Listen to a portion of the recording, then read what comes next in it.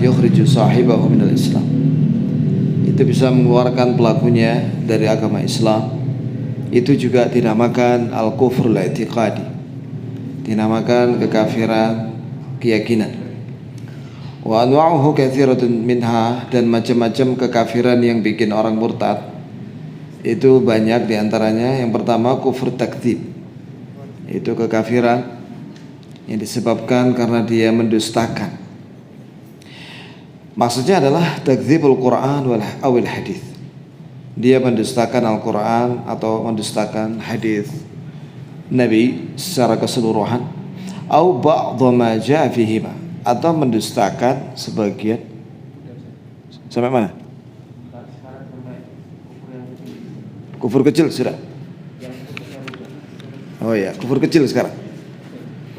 Taib, al-kufrul asghar, kekafiran yang kecil dan macam-macamnya. Definisi daripada kekafiran yang kecil, kata penulis rahimahullah, walladzi la yukhrij sahibahu minal Islam. Kekafiran yang kecil ini tidak mengeluarkan pelakunya dari agama Islam. Iya, itu dinamakan kufur kecil. Namanya saja kecil, tapi bobot dosanya ya besar. Cuman dia tidak mengeluarkan pelakunya dari Islam, dan ini untuk membedakan dengan kekafiran yang besar, karena kekafiran yang besar itu mengeluarkan pelakunya dari Islam. Mithlu, seperti yang pertama, al-awwal kufrun ni'mah, yaitu kufur dengan nikmat Allah, tidak syukur. Lawan daripada syukur nikmat adalah kufur nikmat. Kalau syukur nikmat itu mensyukuri nikmat dengan hati dan lisan dan anggota badan. Kalau kufur nikmat itu sama sekali dia tidak syukur, baik dengan hatinya atau lisannya dan anggota badannya. Wa dalilu qauluhu ta'ala yukhatibul mu'minin min qaumi Musa alaihissalam. Itu dalilnya firman Allah yang Maha Tinggi ketika Allah berfirman kepada kaum mukminin dari kaumnya Nabi Musa alaihissalam, wa idz ta'adzana rabbukum la in syakartum la azidannakum wa la in kafartum inna 'adzabi lasyadid. Wa ita'adzana rabbukum, ketika Rabb kalian mengumumkan, la in syakartum, jika kalian bersyukur, la azidannakum, sungguh-sungguh aku akan tambah nikmat itu untuk kalian, wa la in kafartum, dan jika kalian kufur nikmat, inna adzabi lasyadid, sesungguhnya siksaku amatlah keras. Ya ikhwan, syukur nikmat itu ada 3 rukunnya. Yang pertama syukur dengan hati, yaitu dengan meyakini bahwa semua nikmat dari Allah. Sebagaimana Allah Ta'ala berfirman, wa ma minkum min ni'matin wa ma bikum min ni'matin fa min Allah. Semua nikmat yang ada pada kalian itu dari Allah. Yang kedua, syukur dengan lisan, yaitu memuji Allah dengan mengucapkan alhamdulillah minimal.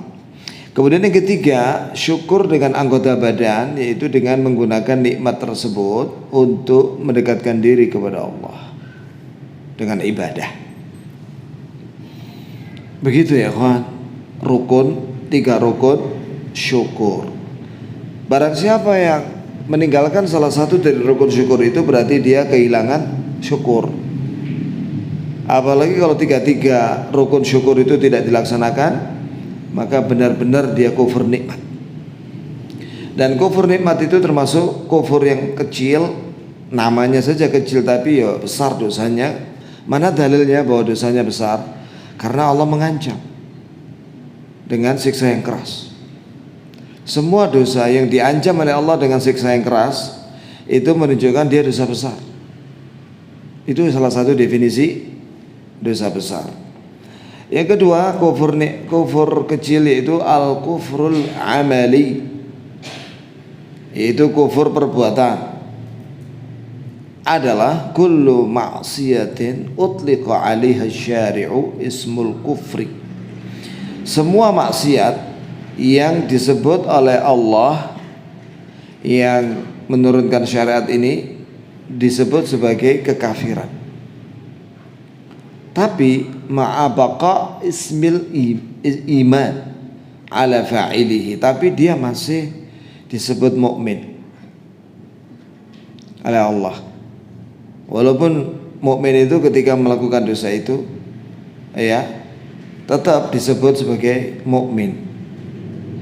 Contohnya misalnya dalam Al-Qur'an, wa in ta'ifatani minal mu'minina iqtatalu. Ketika dua kelompok mukmin saling berperang. Dua kelompok mukmin saling berperang. Di situ menunjukkan bahwa apabila dua kelompok mukmin saling bunuh-bunuhan, mereka masih mukmin dengan dosa maksiat saling bunuh itu. Jelas ya, Pak? Jelas ya. Tapi dia bukan mukmin yang kamil al-iman, tapi mukmin fasik bimaksiyatihi. Dia fasik dengan perbuatan maksiatnya, tapi tidak keluar dari Islam walaupun mereka saling bunuh. Dan juga mithlu qaulihi sallallahu alaihi wasallam, seperti sabda Rasulullah sallallahu alaihi wasallam, sibabul muslim fusuqun wa qitaluhu kufrun. Yani mencaci maki orang muslim itu perbuatan fasik, dan memeranginya itu adalah perbuatan kufur. Ya.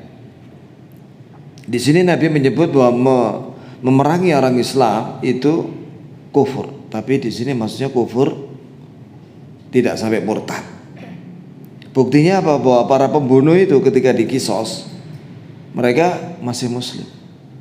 Bukan dikisos karena murtad, dikisos karena dia melakukan dosa pembunuhan dengan sengaja atau direncanakan.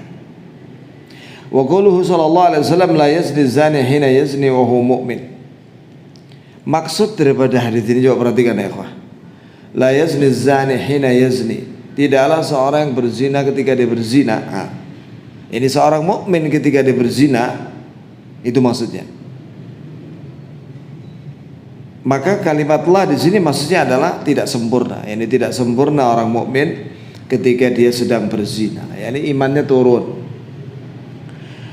Tapi tidak sampai keluar dari Islam. Wala yashrabul khamra hina yashrabu wa huwa mu'min.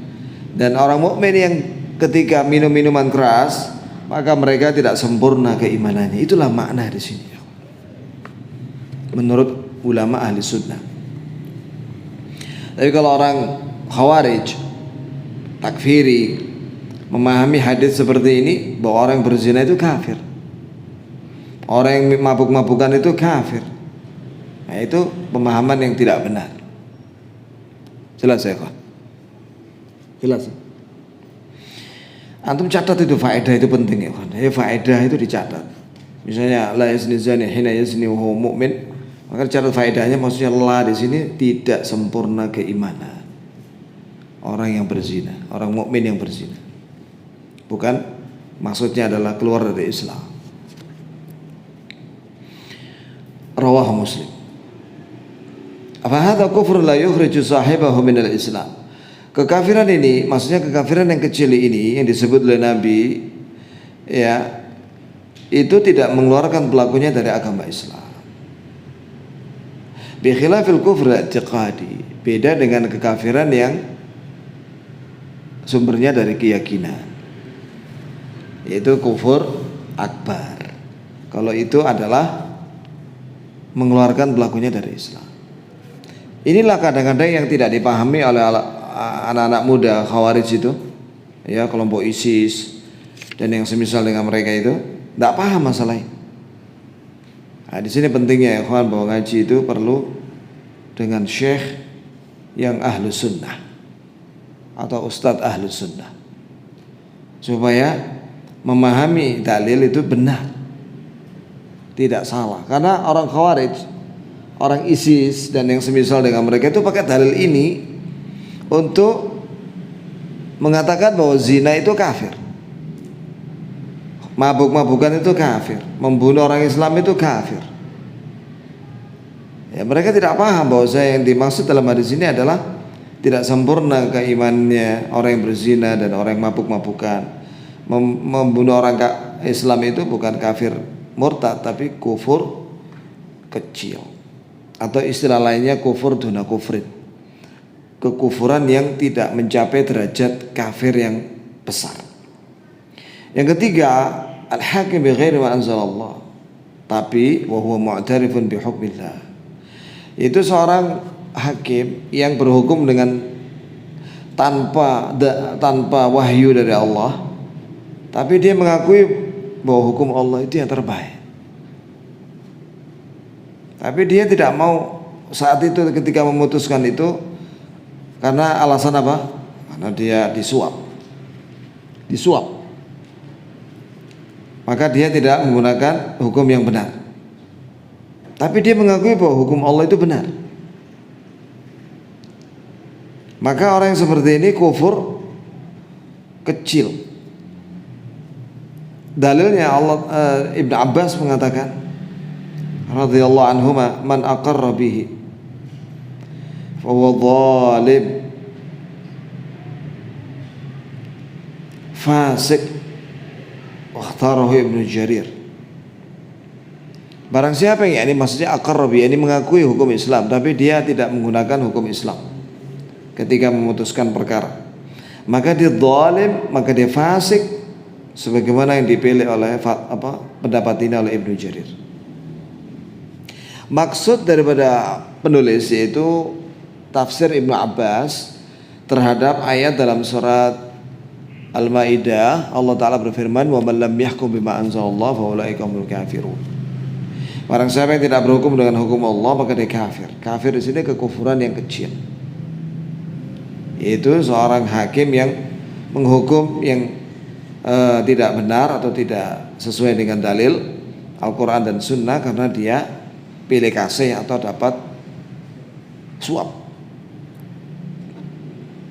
Waqala Atha mengatakan, Atha ini salah satu mufassir, menafsirkan ayat itu kufur duna kufrin, bahwa itu kekafiran yang kecil yang tidak mencapai derajat kekafiran yang besar. Kufur kecil di bawahnya kekafiran yang besar. Nah ini juga orang-orang Khawarij, ISIS dan yang lainnya, mereka juga nggak paham tentang fatwa ini, keterangan Ibnu Abbas. Ketika baca ayat wa man lam yahkum bima anzalallahu fa ulaika humul kafirun, maka siapapun, kata mereka, penguasa dan rakyatnya yang tidak berhukum dengan hukum Allah secara totalitas, ya, maka dia kafir. Terus ditanya, lah yang muslim siapa? Yang muslim di dunia ini cuma dua katanya, saya dan teman saya. Di mana teman? Di Afghanistan sana, satu orang. Satu orang dok. Jadi muslim saat dunia ini cuma dua orang, dia sama temannya yang di Afghanistan atau di India sana. Ini udah mati kena virus corona. Jadi tinggal satu sudah. Allahul musta'an. Ya ikhwah, pemahaman ekstrem Khawarij, takfiri ini berbahaya ya. Berbahaya. Awalnya salah memahami ayat dan hadis. Lama-lama dia meyakininya, mengkafirkan selain kelompok mereka. Setelah itu menghalalkan darah mereka. Akhirnya pada tingkatan bunuh diri, bom bunuh diri. Na'udzubillah min dzalik. Jadi hati-hati ya anak muda, jangan belajar kepada ekstremis, takfiri yang keliru pemahamannya sehingga masuk ke dalam kelompok takfiri yang suka mengkafir-kafirkan. Jadi begitu datang pertama langsung didoktrin takfiri, kafir. Materinya setiap hari itu sudah, materi tentang kafir itu dibahas terus. Akhirnya jadi keras hatinya orang itu. Dalam waktu 3 kali pertemuan sudah jadi bom bunuh diri. Nasallallahu alaihi wasallam. Nah sekarang pembahasan tentang makna tauhid menurut ahli sunnah.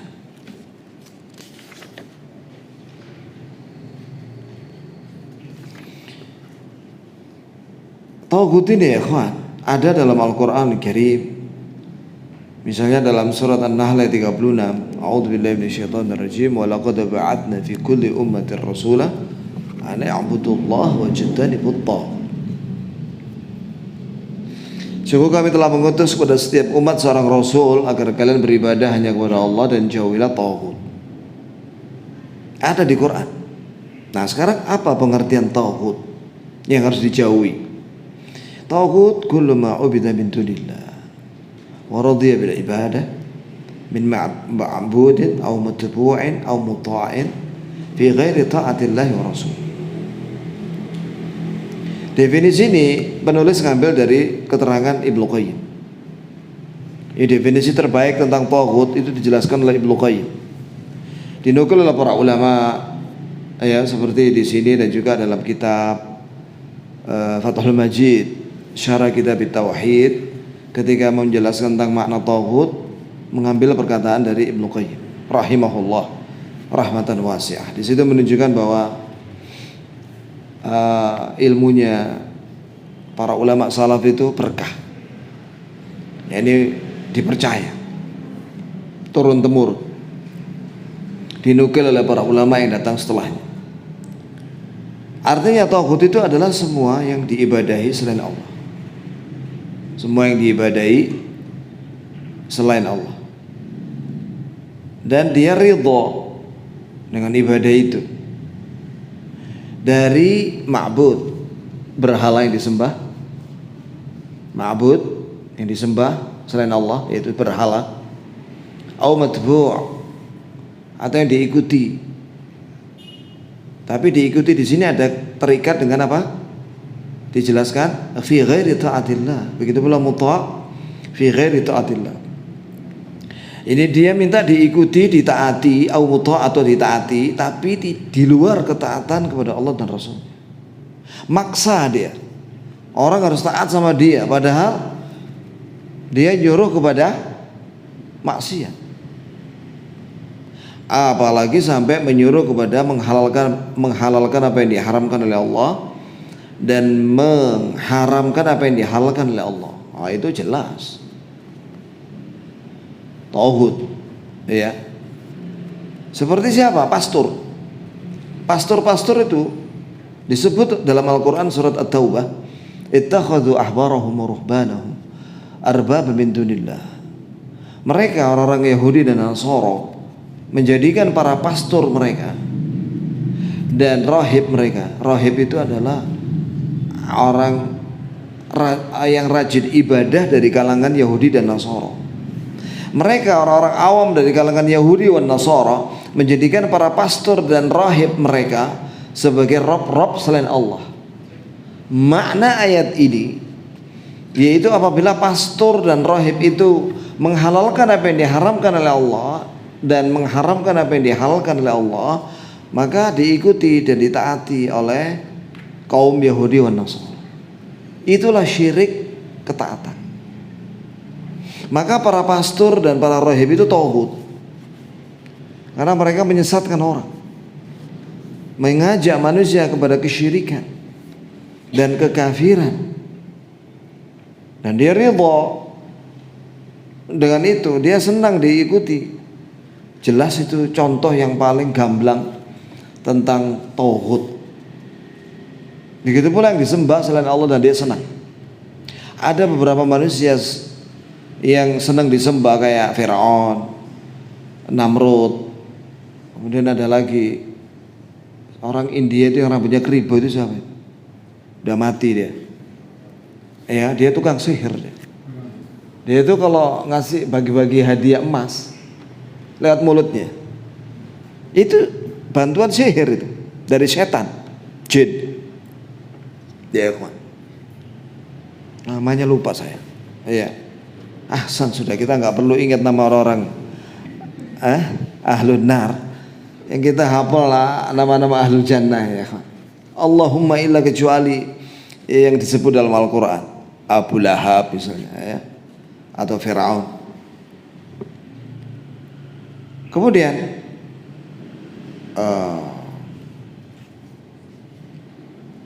ada dari kelompok Ismailiyah namanya Al-Hakim bi Amrillah. Itu dia disembah oleh pengikutnya. al-hakim bi amrillah. Dan juga orang-orang Nusairiyah zaman sekarang di Suriah, terang-terangan mereka bahwa kami menyembah Bashar Assad. Jadi mereka menuhankan Bashar Assad, presiden mereka yang sekarang. Tahu Bashar Assad itu rakyatnya ngomong kayak gitu sebagian mereka, tapi dia tidak melarang. Tauhid dia itu berdasarkan definisi ini. Ya. Nasallallahu, semoga Allah bebaskan kaum muslimin di Suriah dari kekejaman orang-orang zalim. Amin ya rabbal alamin. Walaqad arsalallahu rusula liya'muru aqwamahum bi'ibadatillah wa ijtinabit taghut. Allah Ta'ala telah mengutus seluruh para rasul agar menyuruh kaum mereka semua masing-masing untuk beribadah hanya kepada Allah. Laksanakan perintah Allah dan menjauhi larangannya dengan ikhlas dan menjauhi taghut. Nah, terus dalilnya di bawahnya itu yang tadi saya bacakan. Surat An-Nahl ayat 36. Nah, taghut itu banyak. Pimpinannya ada 5 katanya di sini. Ya. Ini beliau ngambil dari keterangan para ulama seperti ada dalam kitab Fathul Majid, Syarah Kitab Tauhid, kemudian di Taisirul Aziz Al-Hamid, ya, Syarah Kitab Tauhid. Pokoknya kitab-kitab para ulama yang membahas tentang ayat ini. An-Nahl ayat 36. Yang pertama, syaitan. Ya, syaitan jin. Dan juga syaitan manusia, karena syaitan ada 2. Ada syaitan minal jinnati wan nas, dari bangsa jin dan dari bangsa manusia. Ikhwan, syaitan itu secara bahasa dari kata syaitana, idza tamarrada. Asal kata syaitan itu sigha mubalaghah dari kata kerja syaitana. Syaitana itu artinya tamarrada. Tamarrada itu artinya menentang, melawan, menentang, mengingkari kebenaran. Itu ya. Maka dinamakan syaitan. Yang mana cirinya adalah diantaranya yang paling utama ad-da'i ila ibadati ghairillah, yang mengajak manusia untuk beribadah kepada selain Allah dari makhluk. Apakah makhluk itu berakal atau tidak berakal? Apakah makhluk itu makhluk hidup atau benda mati? Waddalilu qauluhu ta'ala, dan dalilnya adalah firman Allah yang maha tinggi, alam a'had ilaikum ya bani adam alla ta'budu syaitan innahu lakum aduwwum mubin. Bukankah aku telah mengambil perjanjian kepada kalian wahai anak Adam, janganlah kalian menyembah syaitan. Innahu lakum aduwwum mubin, sesungguhnya syaitan itu adalah musuh nyata kalian. Ikhwan, ada sebagian orang punya pikiran yang aneh-aneh. Misalnya dia kalau kesepian, maka dia duduk dengan penjahat. Katanya duduk dengan penjahat itu, kata dia kayak ada inovasi baru gitu, kata dia gitu. Jawabannya gampang, nggak usah pakai dalil kalau gitu, pakai akal-akalan aja. Kalau misalnya ada seorang kesepian terus minum racun, boleh gak? Kalau orang kehausan, sangat haus, boleh gak dia minum racun? Wah, boleh, mati ya. Begitu pula kalau orang lagi sumpek, sedih, galau, jangan duduk sama setan. Jangan berteman dengan tukang sihir, tukang santet, tukang dukun, ya. Jangan. Sekarang istilah dukun ini melebar ya kawan. Ada istilah dukun bayi. Nah, itu bukan dukun yang ya akhi. Ya, dukun bayi itu maksudnya bidan atau perawat atau yang membantu ibu-ibu yang melahirkan itu. Bukan dukun bayi itu yang ya. Tapi kadang-kadang dukun bayi itu yang model lama ya, itu punya keyakinan tertentu memang ada. Itu ketika melahirkan itu tidak boleh terlalu terang lampunya. Ya, lampunya itu harus diletakkan persis di bawahnya ibu itu yang mau melahirkan itu. Wah, ini ya kalau seperti itu jangan di situ lagi. Cari bidan sing kena gitu loh ya. Yang tidak macam-macam. Ya, jadi syaitan adalah taghut. Sebenarnya kalimat syaitan itu adalah taghut itu diambil dari perkataan Umar bin Khattab. Itu ada dalam kitab Fathul Majid syarah kitab Tauhid. Bahwa taghut itu kata Umar bin Khattab adalah syaitan. Yang kedua, taghut adalah al-hakim, al-dhalim yang al-mughayyir li ahkamillah. Yaitu pemimpin yang zalim yang merubah hukum Allah Ta'ala. Kawadhi ad-dustur alladhi yukhalif al-Islam.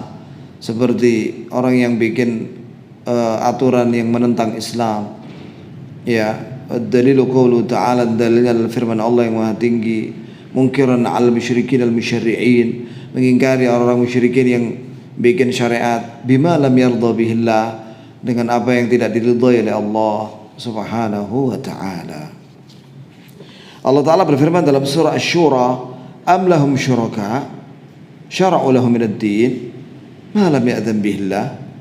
Apakah mereka memiliki tandingan-tandingan yang membuat syariat-syariat untuk mereka dari agama yang tidak diizinkan oleh Allah Azza wa Jalla.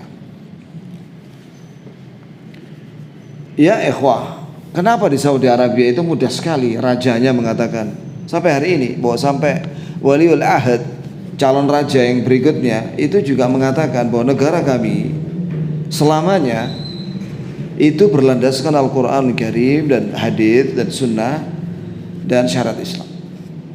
Jadi satu-satunya negara di dunia yang mengatakan bahwa negaranya adalah berlandaskan Al-Quran dan hadis dan syariat Islam hanya Saudi Arabia. Kenapa kok bisa begitu ya kawan? Ya antum lihat bagaimana berdirinya negara Saudi. Karena Syekh Muhammad bin Abdul Wahab, antum harus tahu ya kawan, Syekh Muhammad bin Abdul Wahab yang sering dicela orang sebagai Wahabi, ya itu sangat dihormati di Saudi Arabia. Persis seperti kalau di Indonesia itu Hashim Asy'ari atau Ahmad Dahlan, atau yang lebih senior itu Tuanku Imam Bonjol, Pangeran Diponegoro. Siapa? Antum kalau misalnya ada orang Singapura ya, Singapura mengatakan bahwasanya Pangeran Diponegoro itu begini, marah nggak antum ya?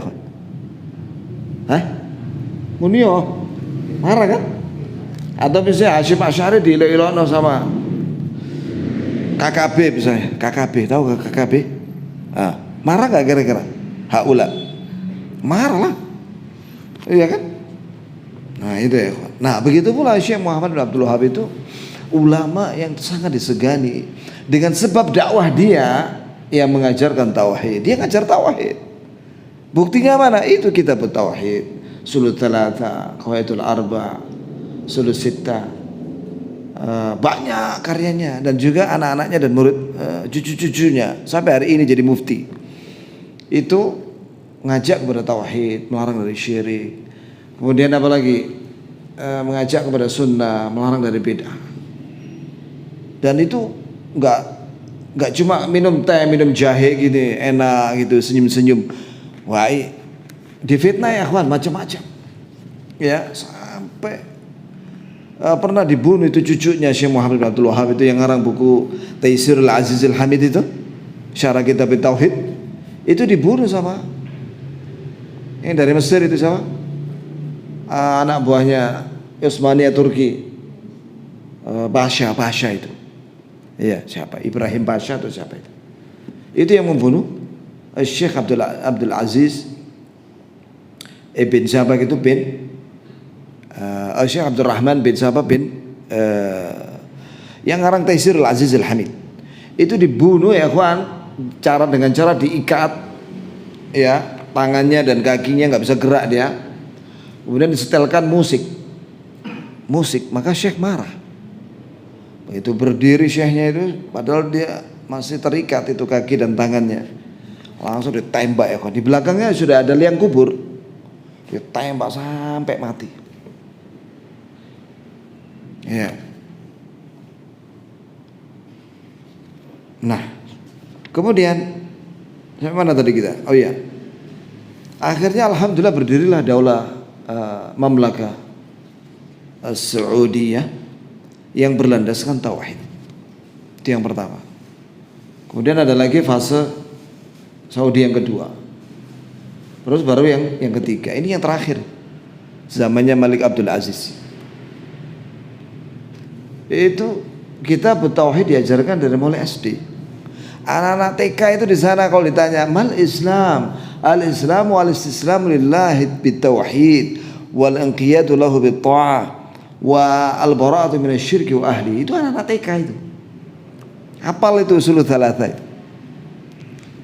Ya, ikhwan. Jadi dari kecil mereka udah paham tauhid. Bukan diajari dari kecil taktik, ya, atau yang semisalnya. Nah kalau anak kita diajari dari kecil yang seperti itu, gimana nanti jadi besarnya? Akhirnya ditangkap karena korupsi. Na'udzubillahi min dzalik. Selanjutnya yang ketiga, al-hakim bi ghairi ma anzalallah idza ada syaratnya i'taqada 'adama salahiyah ma anzalallah. Itu penguasa yang tidak berhukum dengan hukum Allah dan dia meyakini bahwa hukum Allah itu enggak cocok. Ini taghut au ajazal hukum bi ghairi, atau dia membolehkan dengan terang-terangan sengaja dengan selain hukum Allah. Allah Ta'ala berfirman wa man lam yahkum bima anzalallahu fa ulaika humul kafir. Nah ini barang siapa yang tidak berhukum dengan hukum Allah maka dia kafir. Di sini berarti ada dua penafsiran. Yang pertama kufur kecil apabila hakim itu menghukum dengan selain hukum Allah tapi dia meyakini bahwa hukum Allah itu yang terbaik. Tapi kalau dia meyakini bahwa hukum selain hukum Allah itu lebih baik daripada hukum Allah, maka masuk kategori kufur yang besar, dan itu taghut. Jelas sudah bedanya. Ala kulli hal ya ikhwah, nasihat saya bagi antum yang kuliah di Fakultas Hukum, iya, sebagaimana nasihat dari para ulama, kibarul ulama, hendaklah antum mencari pekerjaan yang aman. Misalnya notaris itu aman ya. Notaris. Ya, kalau antum jadi pengacara, kalau itu apa namanya, ya lihat-lihat pekerjaannya. Kalau antum bela koruptor, janganlah ya. Capek aja. Dibela jelas penjahat ya. Di Saudi itu ya, orang yang koruptor atau pelanggaran apa saja itu langsung duduk di depan 3 orang hakim itu. Rata-rata seperti itu, diputuskan langsung, kamu kesalahannya ini, buktinya ini. Udah, kamu langsung diusut, langsung masuk penjara. Gampang sih. Gak perlu bertele-tele, ada banding lagi. Aduh ya Allah, banding lagi sampai gak mari-mari ya. Kadang orang berperkara itu rebutan masjid 2 tahun. Rebutan masjid sampai sekarang gak tuntas, sampai PK. Bahkan yang satu sholat di masjid ada jamaahnya, ada yang sholatnya di luar situ. 2 imam, 2 khatib, Jumat dan Idul Fitri. Bayangkan coba, saling mengganggu. Ini orang Islam ini. 2 tahun gak selesai-selesai, sampai katanya PK lagi, gak tahu sudah. Allah musta'an. Kemudian jamaah sekalian, alladzi yad'i, yang keempat termasuk taghut adalah alladzi yad'i ilmal ghaib min dunillah. Itu orang yang mengaku dirinya punya ilmu gaib. Itu taghut. Seperti tukang ramal dan dukun-dukun yang meramal itu nasib seseorang dengan melihat tangannya. Ya, coba lihat ini tanganmu tak ramal. Nah, itu taghut itu. Atau dia meramal dengan pergerakan bintang-bintang. Kamu lahir kapan? Maret, oh berarti kamu bintangnya Pisces. Kamu nanti begini. Itu dukun ya, kawan. Itu sebenarnya ilmu dari kaum Sobiin yang menyembah bintang. Tapi masih ada sampai hari ini. Iya, barang siapa mengaku punya ilmu gaib maka dia tauhid. Dalilnya Allah Ta'ala berfirman, "Qul la ya'lamu man fis samawati wal ard al-ghaiba illa Allah." Katakanlah wahai Nabi kepada musyrikin bahwa tidak ada yang mengetahui, atau kepada manusia, tidak ada yang mengetahui yang gaib yang ada di langit dan di bumi selain Allah.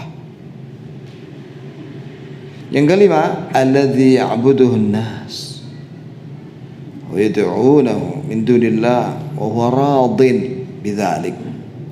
Yang kelima, tauhid, yaitu yang diibadahi oleh manusia dan yang dimintai dalam bentuk doa-doa dia itu selain Allah itu, dan dia ridha, dia senang dengan sesembahan itu dan doa-doa itu yang ditujukan kepada dia.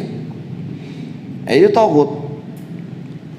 Sekarang saya ingat itu orang India itu yang ngaku dirinya Tuhan itu namanya Sai Baba.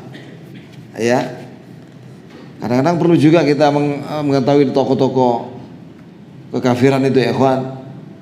Ya minimal kalau ada jamaah kita ngasih nama anaknya Sai Baba, jangan ya akhi, itu nama Dajjal dari India itu. Ya. Nah, itu ya. Kemudian dalilnya, wa may yaqul minhum inni ilah min dunihi fadzalika najzihi jahannam kadzalika najzi adh-dhalimin. Barang siapa yang berkata kepada manusia di antara mereka, sesungguhnya aku adalah sesembahan selain Allah, maka kami balas, kata Allah, demikian itu kami balas dengan neraka jahanam. Ya kawan, di sini menunjukkan bahwa setiap ucapan itu langsung dibalas oleh Allah. Seperti dalam Al-Quran surat Al-Muddathir, ya, ثم يطمع أن أزيد كلا إنه كان لآياتنا إنه فكر وقدر فقتل كيف قدر ثم قتل كيف قدر ثم نظر ثم عبس وبصر ثم أدبر واستكبر فقال إن هذا إلا قول البشر إن هذا إلا سحر يؤثر إن هذا إلا قول البشر. Maka Allah jawab, sauslihi saqar. Langsung dijawab oleh Allah. Ini itu Walid bin Mughirah. Walid bin Mughirah itu ikhwan, orang kaya Quraisy di Mekah. Tapi dia itu menentang Rasulullah. Dia itu hartanya banyak, kaya dia di Mekah. Setelah itu minta, ya, supaya hartanya lebih banyak lagi. Maka Allah tidak kasih. Dan dia berpikir lama ketika ditanya tentang Al-Quran dan Nabi Muhammad, dia mikir. Padahal dia tahu bahwa yang disampaikan Nabi itu benar, tapi karena dia tokoh Quraisy, maka dia mikir dulu jawabannya. Fakkara wa qaddar. Terus mikir. Barulah dia jawab, ini adalah sihir yang sangat berpengaruh. Itu adalah perkataan manusia biasa, Al-Quran itu. Maka langsung dijawab oleh Allah, sauslihi saqar. Saya akan masukkan dia ke neraka sakor. Nanti kalau dia mati dan nanti dibangkitkan, akan dimasukkan ke neraka sakor. Jadi selama hidup di dunia belum mati, itu masih ada kesempatan untuk tobat. Kalau sudah mati sampai kafir, tetap kafir, maka dia tidak ada keamanan, sudah azab di neraka. Begitu pula ini orang mengatakan, Allah menyatakan, barang siapa yang mengatakan di antara mereka bahwa aku adalah sesembahan selain Allah, fadzalika najzihi jahannam, kami akan balas nanti dengan neraka jahannam kalau dia enggak tobat. Kadzalika najzi adh-dhalimin, demikianlah kami balas orang-orang yang zalim. Yang keenam, wa alam annahu yajibu 'alal mu'min an yakfura bit-taghut hatta yakuna mu'minan mustaqan. Kalau ini nasihat ya, kawan. Jadi cuma 5 macam tauhid. Ketahuilah bahwa wajib bagi orang mukmin untuk kufur dengan tauhid, yakni menjauhi tauhid. sehingga dia betul-betul menjadi mukmin yang lurus. Dalilu qauluhu ta'ala, dalilnya firman Allah yang Maha Tinggi, faman yakfur bit-taghut, barang siapa yang kafir dengan taghut, yakni meninggalkan. Adzan ya. Tafadhal ya akhi, adzan.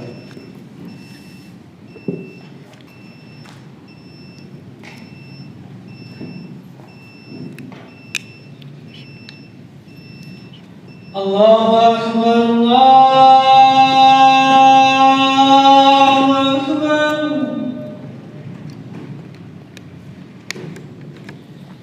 Allahu Akbar, Allahu Akbar. Asyhadu an la ilaha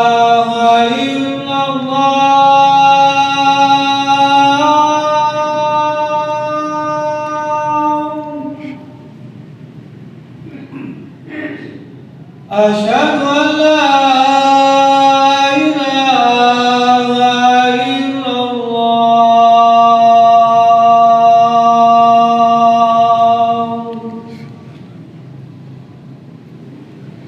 Asyhadu anna Muhammadan Rasulullah.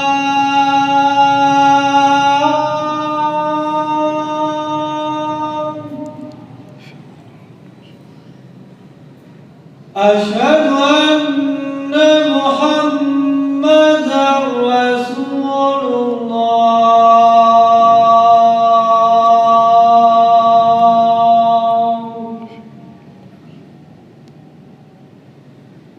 Hayya 'alas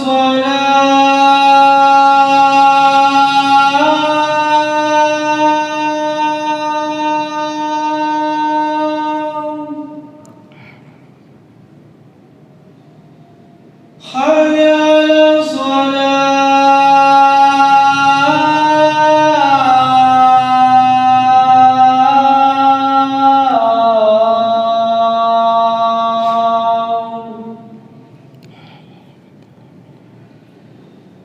Hayya 'alal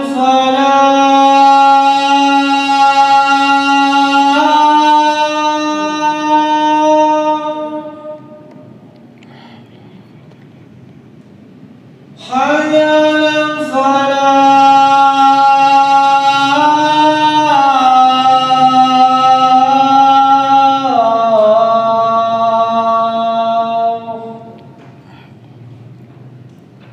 Allahu Akbar, Allahu Akbar. La ilaha illallah.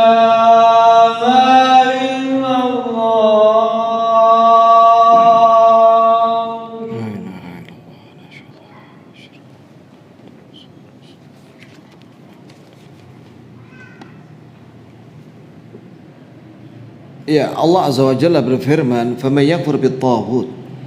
Maka barang siapa yang kafir dengan taghut, wa yu'min billah, dan dia beriman kepada Allah dengan bertauhid, faqad istamsaka bil urwatil wuthqa, maka sungguh dia telah berpegang dengan tali yang kuat. Lam fisama laha, dan dia tidak akan terputus dengan tali itu. Wallahu sami'un alim, maka Allah Maha mendengar dan Maha mengetahui. Ya, di sini menunjukkan bahwa Islam itu bukan hanya seorang berikhlas saja dalam beribadah, tapi dia juga harus menjauhi syirik dan kekafiran dan juga taghut. Kemudian, wa hadhihi al-ayat dalilun ala anna ibadatullah la tanfa' illa bijtinabi ibadati ma siwa. Di sini ayat ini menunjukkan dalil bahwa beribadah kepada Allah itu tidak bermanfaat kecuali jika dia harus menjauhi beribadah kepada selain Allah. Warada fi hadzal ma'na qauluhu ta'ala, dan semakna dengan ayat ini firman Allah yang Maha Tinggi, man qala la ilaha illallah, dan barang siapa yang mengucapkan la ilaha illallah wa kafara bima yu'badu min dunillah haruma maluhu wa damuhu. Barang siapa yang mengucapkan la ilaha illallah dan dia kafir dengan segala yang diibadahi selain Allah, maka haram baginya, haram untuknya harta dan darah. Ini dia muslim. Dan inilah kandungan la ilaha illallah, itu ada dua, yaitu menolak segala sembahan selain Allah, la ilaha, ya, menolak sembahan selain Allah. Kemudian illallah, menetapkan hak ibadah hanya untuk Allah. Baik, sampai di sini ya, ikhwah. Apa ada pertanyaan? Jadi insyaallah pertemuan berikutnya biidznillah, insyaallah an-nifaqul akbar. Jika tidak ada pertanyaan saya tutup. Ya.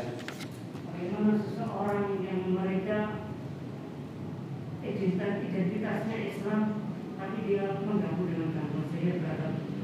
Tapi apa? Mengganggu Seseorang Muslim lainnya dengan sihir. tapi dia beridentitas Islam. Di dalam 10 pembatal keimanan, di antara pembatal keimanan adalah sihir. Mempelajari sihir dan mengamalkan ilmu sihir.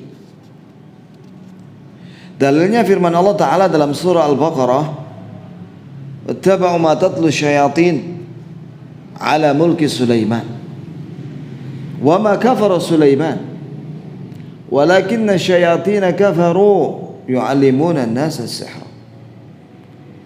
Artinya mereka mengikuti, ini orang-orang Yahudi mengikuti apa yang pernah dibacakan oleh Nabi Sulaiman, dari yang dibacakan oleh malaikat Harut wa Marut, ya, yang isinya tentang sihir. Maksudnya supaya Bani Israel, rakyatnya Nabi Sulaiman, menjauhi sihir. Tapi mereka menuduh bahwa Nabi Sulaiman mengajarkan ilmu sihir. Maka Allah menjawab, "Wa ma kafara Sulaiman." Nabi Sulaiman tidak kafir, walakinna syayatin kafaru, tapi syaitan-syaitan itu yang kafir. Yu'allimuna an-nasa sihra, karena syaitan-syaitan itulah yang mengajarkan kepada manusia ilmu sihir. Di situ menunjukkan bahwa barang siapa yang mempelajari ilmu sihir, maka dia kafir seperti syaitan. Walakinna syayatin kafaru yu'allimuna an-nasa sihra, tapi syaitan-syaitan itu yang kafir, ya, karena mengajarkan kepada manusia ilmu sihir. Innama nahnu fitnatun fala takfur. Sesungguhnya kami ini hanyalah sebagai cobaan, dan jangan kalian kafir dengan mempelajari ilmu sihir dan mengamalkannya. Maka barang siapa yang mempelajari ilmu sihir dan mengamalkannya, maka dia kafir, murtad, berdasarkan dalil tadi itu, sampai dia bertobat dan meninggalkannya. Cabang ilmu sihir banyak. Ada ilmu pengasihan, ilmu pelet, ilmu kanuraga, ilmu kebal, ilmu tenaga dalam, dan lain-lain, yang semuanya itu cirinya dibantu sama jin. Kadang-kadang jinnya itu gaib, nggak hadir. Jadi orang yang katanya kebal-kebal itu dikeprok, ya kesakitan akhirnya. Jinnya turu paling kurang apa gitu, ya. Gitu. Khodimnya marah dia, jadi nggak datang waktu nggak mau bantu. Kurang panganannya. Itu ya, kawan. Sihir itu jahat ya, kawan. Jahat. Ada seorang ustadz itu istrinya kena sihir. Disihir sama mantannya yang dulu. Hati-hati antum ya, kawan. Ya. Ojo golek-golek sing keluargane dadangkote sihir dan lain sebagainya itu, lihat-lihat dulu orang tuanya ya, kawan. Antum kalau batal bisa disihir sama mereka. Itu istrinya disihir sampai sekarang nggak sembuh-sembuh, sampai rotok miring, mengsli, ya. Bahaya sihir. Iya, nasallahu alaihi wasallam. Jahat betul sihir. Kadang bisa sampai membunuh orang. Sihir itu. Jadi jangan diremehkan kejahatannya tukang sihir. Kadang mereka menghina Al-Quran. Seperti kejadian di Saudi. Hai Amar Ma'ruf Nahi Munkar dari Saudi datang ke Jakarta, ceramah di TVRI dulu, TVRI yang dulu itu berbicara tentang TKW Indonesia yang melakukan sihir. Cerita bahwa salah satu keluarga di Saudi, orang Arab, itu merekrut pembantu wanita dari Indonesia. Nah, suatu hari anaknya yang laki-laki yang masih kecil itu, TK atau apa itu, masuk kamar pembantu, kemudian membawa sesuatu. Ketahuan bapaknya. Nak sini, apa yang kamu bawa? Dari kamarnya pembantu. Ternyata ada bungkusan begini, kertas dibungkus, warnanya merah, kehitam-hitaman, dan baunya tidak sedap. Ketika dibuka bungkus itu ayat sobekan mushaf. Sobekan mushaf. Ditanya baik-baik sama majikannya, ini apa? Kok Quran disobek-sobek? Terus ada darah, ini apa ini? Awalnya dia nggak mau ngaku. Kalau kamu nggak ngaku, saya laporkan ke polisi sekarang. Akhirnya dia ngaku, Pak. Iya, itu diajari sama guru spiritual dia di Indonesia, ilmu pengasihan namanya. Supaya juragane nggak marah-marah sama dia, maka dipelet. Pakai ilmu pengasihan. Nah terus ini apa? Itu adalah mushaf yang dia sobek-sobek. Jadi mushafnya majikan itu sobek-sobek. Terus ini merah-merah, itu darah haid. Nah itu kan kufur ya, menghina Quran. Itu TKW bisa seperti itu, ngeri ya. Ini salah guru pisan nih, ya. Guru nih ngajari gak kena. Allah musta'an. Belum yang lainnya, banyak sihir-sihir itu. Hati-hati ya. Kita setiap hari berlindung kepada Allah dengan baca Al-Falaq An-Nas itu. Oh itu bagus sekali itu, isinya 2 surat itu ditambah kulhu. Kita berapa kali baca itu setiap hari siang malam. Terus juga baca Al-Baqarah. Jangan sampai lengah kita. Dan baca ini ya ikhwan, a'udzu bikalimatillahi tammat min syarri ma khalaq. Ketika kita pagi dan sore atau ketika kita berdiam di satu tempat, maka tidak akan terkena keburukan dari makhluk apapun, apakah setan, apakah jin, apakah hewan atau yang lain. A'udzu bikalimatillahi tammat min syarri ma khalaq 3 kali. Demikianlah ikhwah, barakallahu li wa lakum, subhanakallahumma bihamdik, asyhadu an la ilaha illa anta astaghfiruka wa atubu